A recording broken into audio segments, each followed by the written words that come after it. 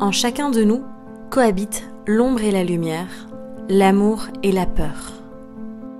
Ces parts d'ombre nous effraient. On tente de les ignorer, pourtant elles nous hantent à chaque instant. À travers les réseaux sociaux, on s'est perdu dans cette recherche absolue de bonheur et de perfection. Dans notre quotidien, on s'efforce à ne montrer que la partie émergente de l'iceberg, par peur du jugement, du rejet, de l'abandon. Nous autorisons-nous à vivre notre vérité, à être nous-mêmes dans toute notre entièreté. À être à la fois généreux et égoïste, joyeux et triste, fort et fragile. À être un humain rempli de contrastes et de vulnérabilité. Ces zones d'ombre sont en nous, et si on les accueillait, tout simplement. Bordel. C'est un beau challenge hein, de pas du tout préparer une vidéo. Voilà. C'est quoi votre intention?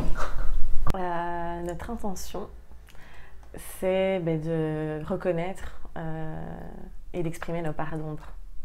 Ouais, pour moi c'est vraiment de montrer les coulisses en fait de qui on est, parce que c'est sûr que dans ce qu'on partage, on partage toujours une partie de qui on est, et donc de partager un peu les coulisses de ce qui se passe, comment on peut se sentir. Et pourquoi vous avez envie de montrer ça? Comment perdre 10 000 abonnés sur YouTube?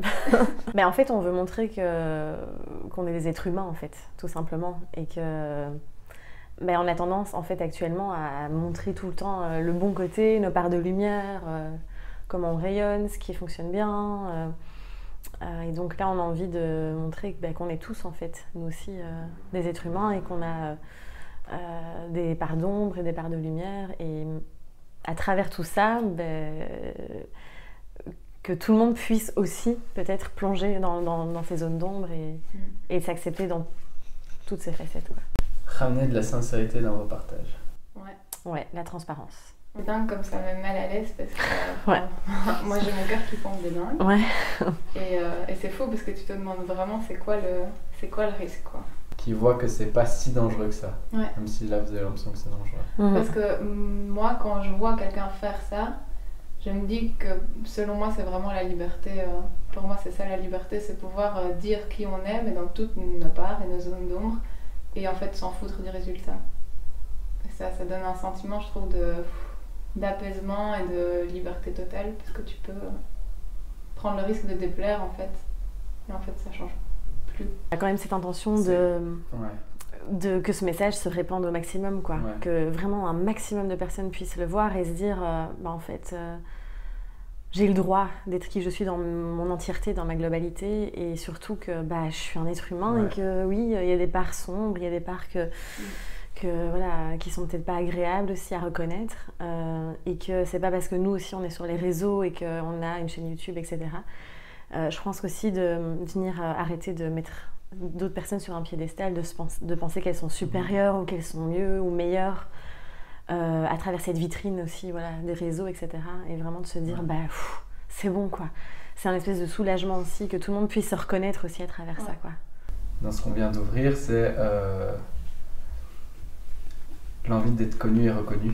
Oui, vous partagez, il y a cette intention très noble d'aider les autres, mais vous derrière, aider les autres, on le fait jamais gratuitement dans le sens énergétique du terme. Clairement, tu reçois beaucoup de reconnaissance, tu es vu comme quelqu'un de bien, de gentil, tu as une image de quelqu'un qui est réussi, qui est heureux, et donc tu reçois et de la reconnaissance, de la gratitude et de l'admiration. Et énergétiquement, ça nourrit de dingue.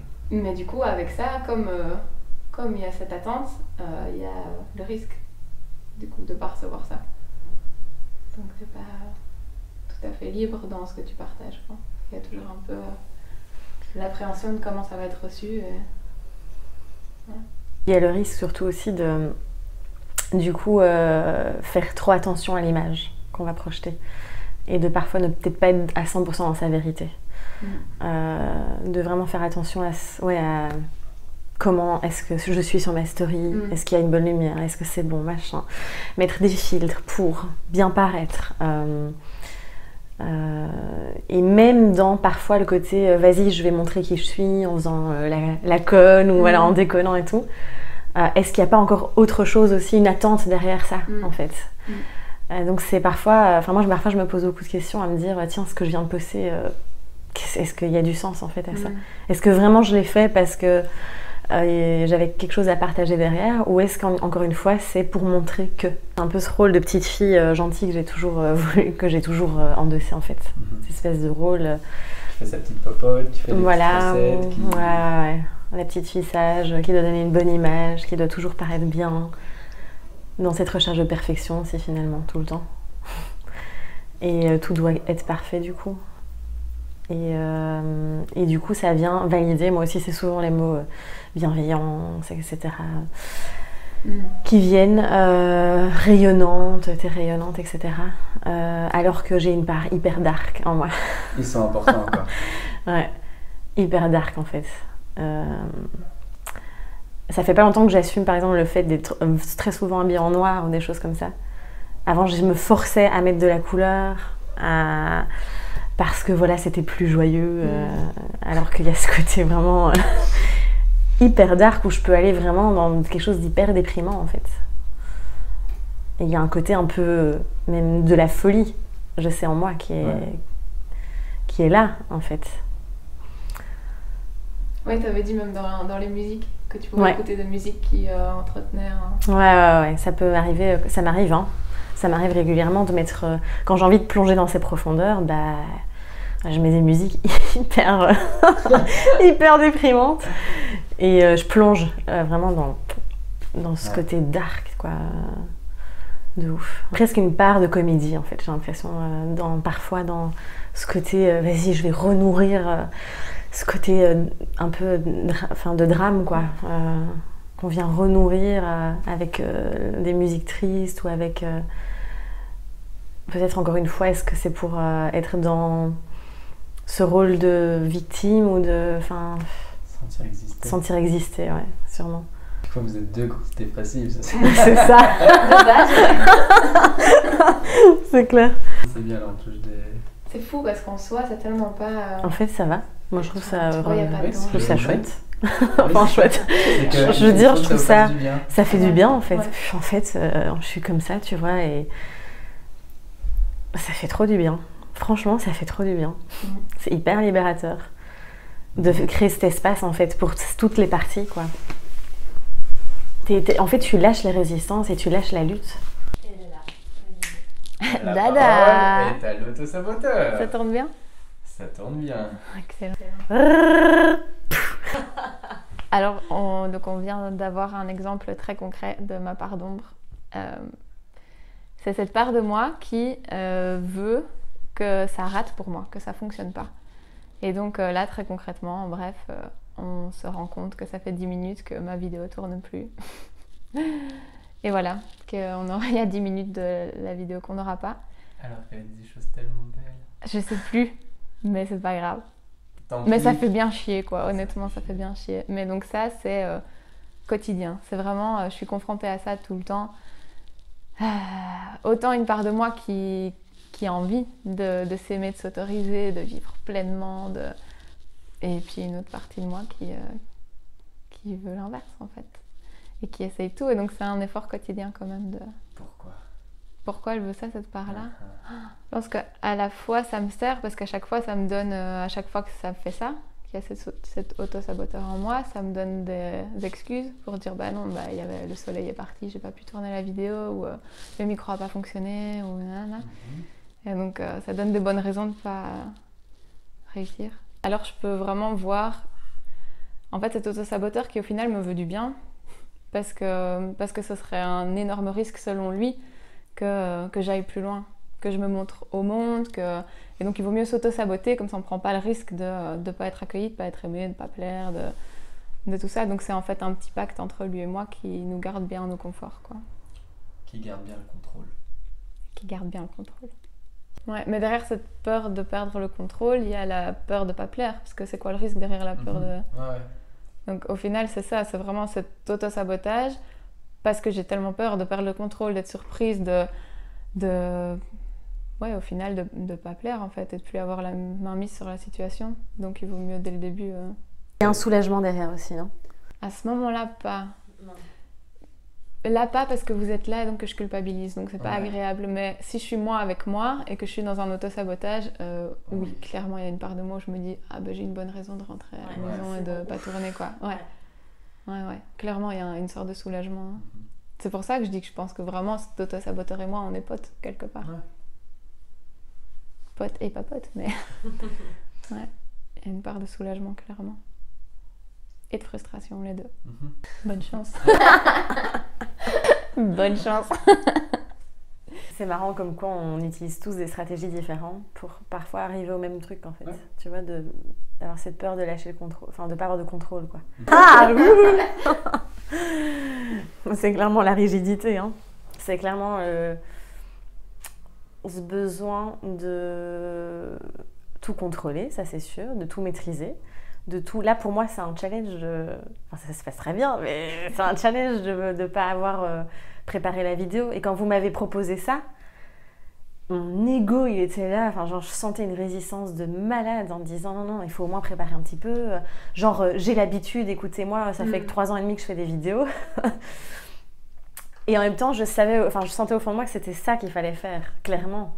Mais le fait de pas du tout savoir, de ne pas pouvoir anticiper, de ne pas pouvoir contrôler la situation. Parce que je me dis, ok, je vais certainement dire n'importe quoi, ou je vais pas dire ce que je voulais dire, du coup je vais louper des infos, enfin voilà, ce truc de... Rentabilité. Ouais. Cette rigidité aussi, parfois, hein, clairement, dans ce truc de... j'ai l'impression de mieux faire que les autres, clairement. C'est horrible. Moi ça va, c'est des choses. C'est bien qu'on est sur toi là. J'ai beaucoup de mal à laisser, à déléguer ou à faire confiance à quelqu'un d'autre quand je dois, enfin pour une tâche ou pour parce que j'ai cette sensation que je vais mieux le faire en fait. Donc du coup. Donc du coup, c'est dit, on passe à autre chose? Non, pas du tout. Bon, on y va, on plonge. C'est toujours un peu une lutte pour moi de me dire, ok, je vais laisser l'autre faire ou exprimer. Alors, exprimer la pensée, je vais laisser l'espace à l'autre de s'exprimer. C'est gentil. Mais c'est vrai que j'ai l'impression que parfois, j'ai l'impression que je sais mieux, quoi. Ou que je fais mieux. Et donc, c'est un peu chiant quand même au quotidien, parfois, de me dire... voilà. Dans mon entreprise aussi, quand j'ai monté mon entreprise, je me suis retrouvée à devoir gérer tout toute seule. Enfin, à gérer tout toute seule. Et à un moment donné, j'en étais bien consciente que la clé, c'était de déléguer, voilà. Et ça a été pas facile. Et du coup, c'était très intéressant parce que ça m'amenait des expériences où je déléguais, au début, j'ai délégué à certaines personnes avec qui ça n'a pas fonctionné, donc ça venait confirmer, ça venait confirmer cette croyance aussi de, tu vois, en fait, c'est mieux quand tu fais tout seul, toute seule, en fait, voilà. Est-ce qu'on ose le dire? C'est intéressant, c'est mieux quand je fais tout toute seule. Donc voilà. Ça demande beaucoup d'énergie en fait. De toujours vouloir être parfaite.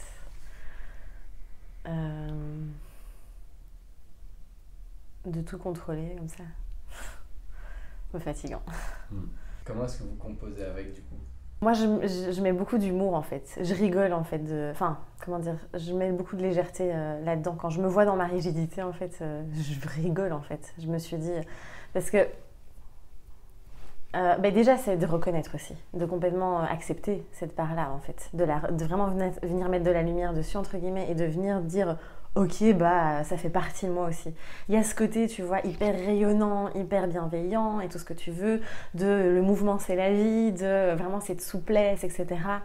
Et d'ailleurs, dans ma manière de danser, je vois vraiment la différence avec avant, où j'étais vachement danse classique académique, vraiment cette rigidité qui transpirait de tout mon corps. Et maintenant, quand je me vois danser, il y a vraiment cette souplesse, cette fluidité qui est là. Et vraiment de me dire, ok, j'ai les deux parts en moi en fait. J'ai les deux parts de cette pièce et j'ai les deux facettes. Et c'est vraiment aussi de plus lutter contre la part, par exemple, rigide. Je prends cet exemple-là, mais c'est de plus être en lutte, en résistance, en essayant d'être autre chose, en essayant de modifier, de changer ça. Mais c'est de l'accepter aussi. Et du coup, de venir mettre de l'humour en fait. Et moi, en tout cas, c'est ce qui me permet de pouvoir...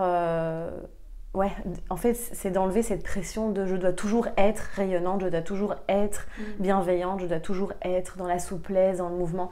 Et puis si à un moment je suis rigide avec quelqu'un, ça m'arrive encore, je veux dire avec des amis même, ou quand je bosse avec quelqu'un, je sens que je suis exigeante, que je suis rigide, que voilà, j'ai envie que ça soit comme ça. Je l'accepte aussi cette part-là en fait. Mais ça... dans ce que tu me dis là, c'est aussi des bonnes choses que tu dis, parce que du coup en fait cette rigidité-là peut amener aussi une certaine exigence, qui peut amener aussi une certaine qualité. Exactement. Et donc en fait c'est aussi intéressant de voir que oui, ces pardons-là vous font chier à des moments, mais du coup ça vous permet aussi d'avoir une certaine exigence qui n'est pas mauvais. C'est que tout est dans tout, donc le fait de composer avec toutes ces parts qu'on qualifie nous de positives, de négatives, donne un cocktail qui au final vous convient plutôt bien. Moi je sais aussi que dans le fait d'oser et de me lancer, de m'autoriser à vivre la vie dont j'avais envie, de partir voyager, etc. À chaque fois il y avait ce moment où j'étais vraiment face à mon auto-saboteur et de se dire ok, je vois bien ce qu'il aimerait que là je fasse, mais ça me donnait comme un moteur pour aller au-delà de lui, donc ça m'a donné une force vraiment de malade de toujours aller plus loin dans qu'est-ce que je m'autorise, et à chaque fois en fait c'était le fait de passer à l'action. Moi c'est vraiment ça, c'est ma clé, c'est de passer à l'action malgré cet auto-sabotage, à chaque fois aller au-delà de ça, de pas m'arrêter, et parfois je m'arrête, et quand je le vois, en général je passe par une phase vraiment de tristesse en fait, parce que c'est quelque chose qui m'alourdit vraiment. Mais quand je peux la voir et en rigoler, alors là c'est chouette parce que ça me donne l'élan d'aller au-delà dans l'expérience. Mais c'est vraiment en faisant que...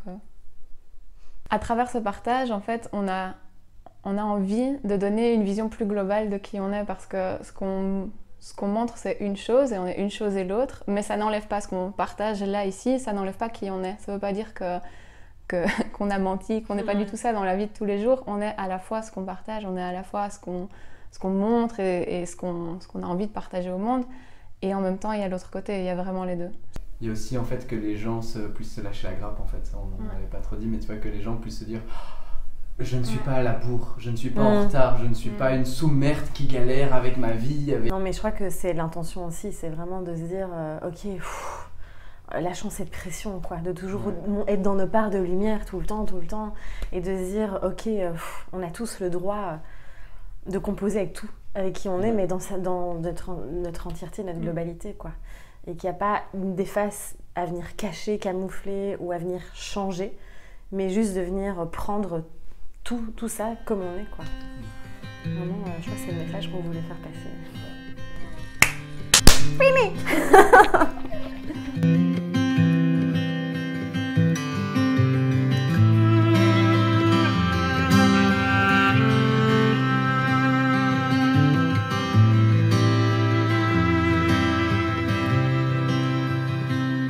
Let the first sound you hear be a beating heart, speeding bright, speeding bold. As when your eyes come to me, I'm humbled constantly, a supernova in sight.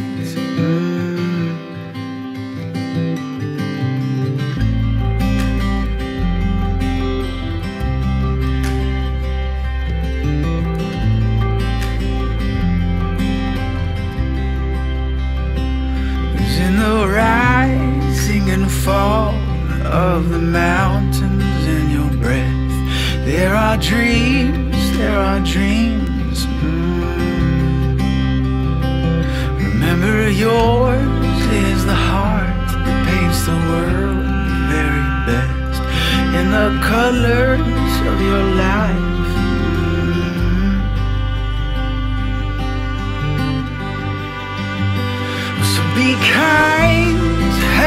courage, treat yourself with dignity. Walk tall, speak sweetly, be brave enough to leave. 'Cause when you're caught in the darkness that comes over me, remember yours is a light that the darkness cannot be. That yours is a light that the dark